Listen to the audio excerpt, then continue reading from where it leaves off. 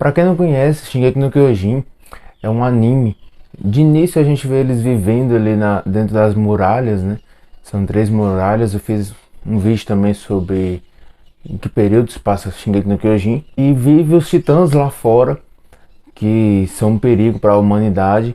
E até então a humanidade é essa muralha, essas pessoas que moram dentro dessas muralhas até então. Depois a gente descobre ao decorrer do anime que essas muralhas e esse povo que vive ali, eles não são os únicos que vivem no mundo. E esse povo é chamado de Eldianos. E quem acabou colocando eles lá foi um outro povo chamado Marleyanos. E os Eldianos que vivem em outras regiões dominadas pelos Marleyanos, eles sofrem uma série de preconceitos. Inclusive usam umas faixas no braço que é impossível eu, como historiador, como professor de história, não relembrar dos judeus. As faixas elas são feitas de uma forma proposital para a gente relembrar dos horrores que foi o Holocausto, os horrores que foi o nazismo, o fascismo, e também retoma os conceitos sobre a Segunda Guerra Mundial, né? Aquele horror do que ocorre no anime muitas vezes, fosse uma referência a essas guerras, né? A Primeira e a Segunda Guerra Mundial foram as guerras que mais mataram pessoas até então. Eu sou Fabiano, professor de História. Não esqueça de deixar o like, compartilhar o vídeo para outras pessoas, para a gente espalhar conteúdo de mais qualidade aqui na plataforma do YouTube. Esse é o quadro Animando a História. Agora que teve a última temporada, de fato a última temporada de Shingeki no Kyojin, o último episódio, achei pertinente abordar um tema muito importante, que é o nazifascismo e Shingeki no Kyojin. É um tema que permeia ali o anime, tem referências claras a esses regimes, mas é óbvio que vai ter elementos que não são exatamente iguais ao regime do nazismo, ao regime do fascismo, porque eles ocorreram em momentos próprios da história, tiveram suas particularidades e ainda tem, né, o neofascismo, o neonazismo. Então é difícil a gente categorizar de uma forma totalmente correta. Afinal, o anime é uma ficção e ele não pretende abordar totalmente essa questão de uma forma exata, de uma forma totalmente relacionada com o nazismo e o fascismo. Mas é impossível a gente analisar o anime sem pensar e sem refletir sobre o nazismo e o fascismo, e certos elementos e certas particularidades que se assemelham e parece sim com o regime do nazismo e do fascismo. Tá, vamos lá. Sobre o anime eu já dei mais ou menos uma introdução, resumindo muito a obra. Acho que deu para entender que a humanidade ali dentro das muralhas não são as únicas pessoas que vivem no mundo. Depois o anime mostra isso pra gente. E essas pessoas que vivem ali são os Eldianos. E eles são oprimidos pelos Marleyanos, porque no passado, supostamente os Eldianos tinham feito uma série de atrocidades, uma série de violência. Falando do fascismo, o fascismo ele pode ser caracterizado como um regime que surgiu ali na Itália, com Mussolini. Pouco depois da Primeira Guerra Mundial, a Itália ficou fragilizada. Apesar de estar do lado dos vencedores, ela acabou não recebendo muitos benefícios e passou por uma série de crises. Essas crises influenciaram diretamente na ascensão de regime autoritário, que é o fascismo. E o que eu prego o fascismo? O fascismo ele tenta retomar o conceito de Roma dos Fascios, né? Que é aquela ideia de que a união faz a força. Então o Estado ele é um ente que é supremo, é soberano, e as pessoas elas são executores de um plano que é do Estado. E eu tenho um costume de adorar bastante o ditador. O indivíduo seria apenas uma fração do Estado que estaria beneficiando esses interesses do Estado, que deve ser o interesse do povo. É uma busca de uma ascensão, em certo sentido, do Império Romano. Então, eles têm esse ideal romântico, né, sobre o passado, uma idealização do passado e do futuro. Ele é caracterizado como um regime de extrema direita, né? Então ele é diferente do conservadorismo e do liberalismo, por exemplo. Ele é uma terceira opção mais autoritária, mais desumana, que surge ali nesse período depois da Primeira Guerra Mundial e vai ganhando força até a Segunda Guerra Mundial. Depois ele acaba perdendo força. Então, das características desse regime: autoritário ou totalitário. Então tem um controle muito grande sobre a população, militarista, ultranacionalista, anticomunista, idealista, né, o romântico sobre o passado, utópico, porque ele idealiza muito um futuro grandioso em que os italianos vão dominar o mundo, mais ou menos assim. Ele não deixa de ser coletivista, porque ele precisa das populações extremamente organizadas, uniformizadas, tudo por um ideal e todo mundo pensando numa linha de pensamento, num raciocínio único. Imagine, por exemplo, o Estado fascista como um corpo, né? Então, sei lá, se o indivíduo que ele é contra o que está ocorrendo no Estado, ele seria como uma doença, um câncer, que deve ser extinguido. Ele tem que morrer, não pode haver oposição. E nesse sentido, os regimes autoritários eles são muito semelhantes, né? Regimes autoritários e totalitários. Apesar de os motivos serem diferentes, eles se assemelham também com o autoritarismo da extrema esquerda, né? Que é o comunismo, é o socialismo que a gente vê em países ainda hoje, como Venezuela, Coreia do Norte. Então os extremos, eles, apesar de ter objetivos diferentes, as formas que eles atuam são muito próximas.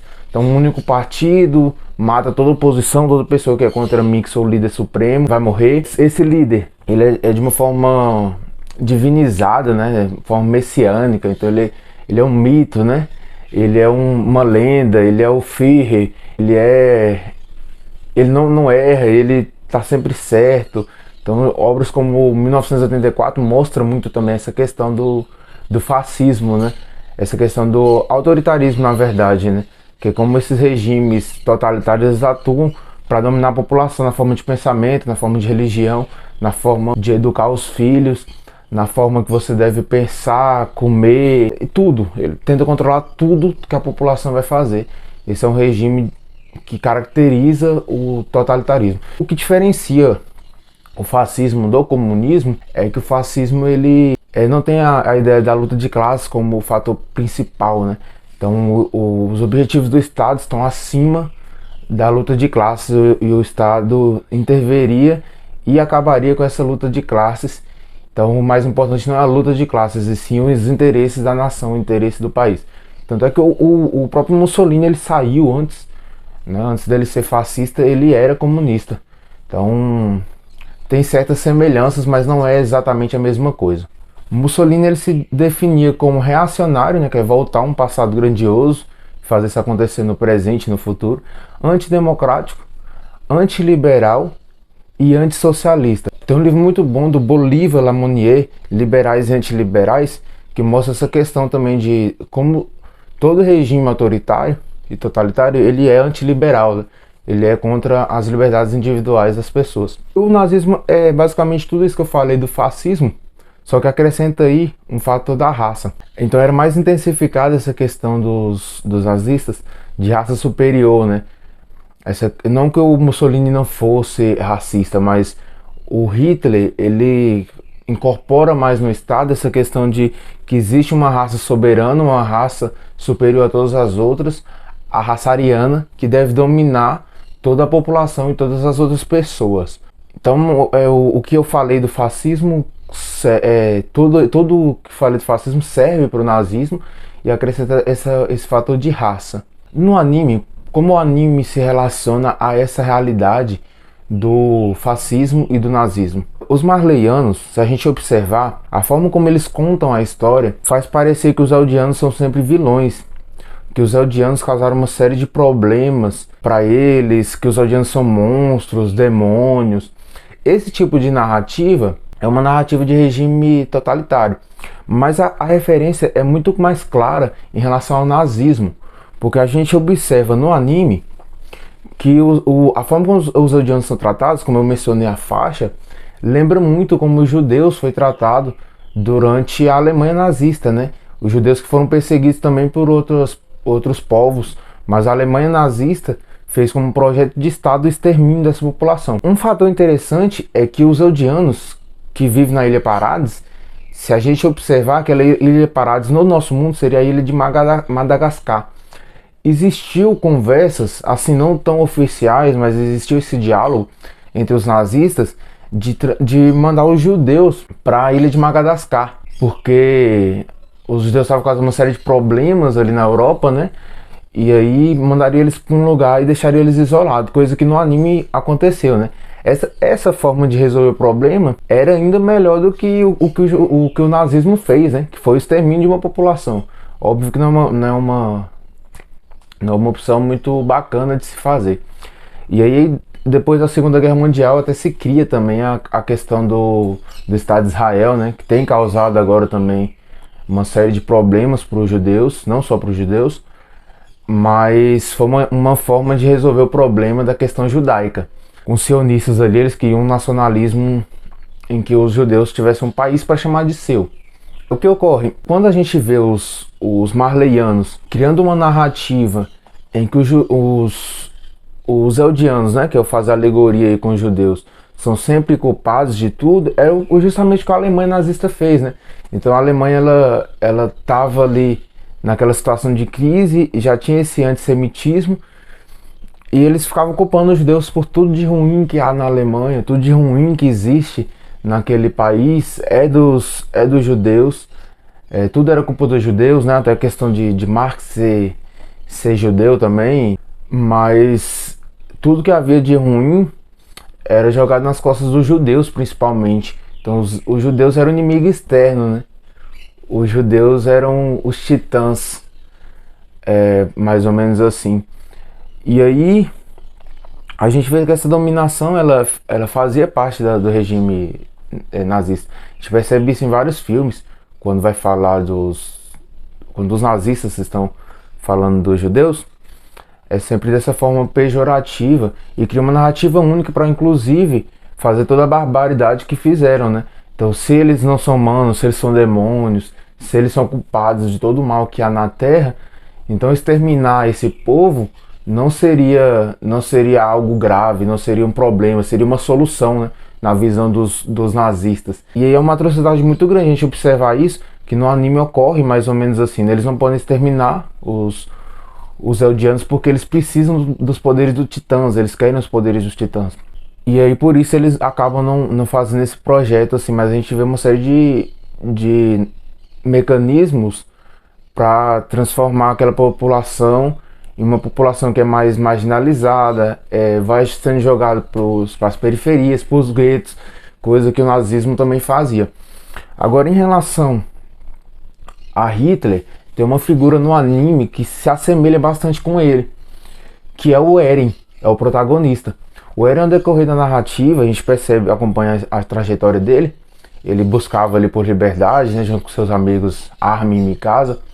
Só que em determinado momento do anime a gente percebe que o Eren, ele se torna um vilão. Por que ele se torna um vilão? Porque apesar dos marleianos fazerem isso com os eldianos, não são todos os marleianos que pensam assim. Então assim, a gente é jogado numa perspectiva de que o nazismo fez isso, mas será que todos os alemães compactuavam e eram a favor exatamente de todas as atrocidades que o nazismo estava fazendo? São reflexões. Os marleianos também fizeram uma série de atrocidades no passado, mas a forma como eles contam a história parece que só os eldianos são culpados de tudo. E não é verdade, ambos os grupos fizeram atrocidades e eles permanecem num ciclo infinito ali de ódio. Ódio esse que causa ainda mais tragédias, vinganças e situações catastróficas no presente. O Eren é essa figura que ele pega esse rancor, esse ódio, e ele tem o pensamento louco de matar toda a população fora da Ilha Parades. Olha o nível que o Eren chega. Então assim, ele mata cerca de 60%, 80%, agora não me recordo, das pessoas no anime. Cara, gente, isso é um absurdo, um absurdo. Tipo assim, não tem como defender isso. Tudo bem, a gente acompanha a trajetória do Eren, mas, sei lá, se você for olhar nessa narrativa, o Hitler também participou da Primeira Guerra Mundial. A Alemanha também estava passando uma série de crises. É porque o anime faz a reflexão da gente ver o lugar da vítima, do opressor. Mas quando o Eren chega nessa posição de líder, ele se torna exatamente esse líder nazista, né? Ele incorpora, vem as milícias que colaboram com tudo que o Eren está fazendo, não pode ter oposição, não pode ter discórdia. Então acaba que ocorre na Ilha Parades uma guerra civil entre apoiadores de Eren, entre pessoas que não apoiam o Eren, mata essa população. Ele é visto como uma espécie de deus, de entidade divina, por essa população, ele é divinizado, ele é visto como uma figura messiânica, e aí ele vai causar o genocídio do planeta Terra para salvar a Ilha Paradis. Não tem como, isso é indefensável. Mesmo que ele fale que não tinha outras opções, essa justificativa ela não me convence. Então, se Hitler falasse que não tinha outra opção dos alemães saírem daquela crise ali, tudo bem ele ter feito o que fez? Não, nenhuma forma de justificativa. Não faz sentido o que o Eren fez. Para mim, pelo grau de tecnologia que a Ilha Paradis tinha chegado, eles já teriam conseguido parar de uma forma menos violenta os outros países, né, de formas diplomáticas, inclusive o que Israel tem conseguido hoje também, né? Ainda tem guerra? Tem, mas vários países já aceitaram e já veem Israel como um país, uma nação, e não precisava ter matado tanta gente. Mas o fato de ser oprimido me fez refletir sobre outra questão, né? Que aí não é exatamente sobre o nazismo ou o fascismo, mas é mais relacionado aos movimentos sociais. Por exemplo, os eldianos de hoje, né, no anime, eles são culpados pelo que os eldianos do passado fizeram. Então, até que ponto, por exemplo, um branco hoje, ele é culpado pelo que seu antepassado lá do século XVI, XVII, XVIII escravizou um negro? Que culpa esse branco de hoje tem sobre isso? Que culpa eu tenho, por exemplo, eu, homem hétero, tenho culpa do que fizeram com as mulheres na Idade Média, exatamente? Será que eu tenho que ser vilanizado hoje, no século XXI, pelo que os homens do século XIII fizeram? Assim, são reflexões que eu acho que elas são pertinentes, né? Porque muitas vezes a gente vê narrativas únicas, modos únicos de pensar, que vilaniza demais, né? Então parece, em algumas teorias feministas, não é todo feminismo, tem algumas teorias que veem todo homem é um estuprador em potencial, toda pessoa pode ser um assassino em potencial. Da ideia de que todo homem é machista, opressor. Então, assim, são ideias que às vezes elas causam muitos estereótipos. Por exemplo, o fato de eu achar que todo islâmico ele é extremista, ele vai atacar bomba em alguém, é uma visão preconceituosa. O fato de um branco estar aqui hoje, ele ser racista necessariamente. Então, assim, essas ideias elas me ajudaram a entender um pouco essa questão essencial, que às vezes a gente busca vingança e não justiça. Por exemplo, o fato se a gente hoje colonizar Portugal, a gente não está fazendo justiça e reparando o dano que Portugal fez para a gente no passado. A gente está criando outro problema.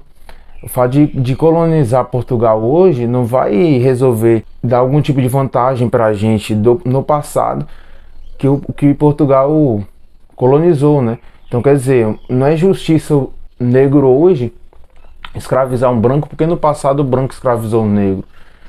Essa ideia ela não faz sentido. Mas assim, o anime ele mostra muito essa questão de oprimido, opressor. Então a gente vê em alguns momentos alguns personagens falarem: não, eu não sou demônio. Tipo assim, eu não matei ninguém. Os eldianos falando.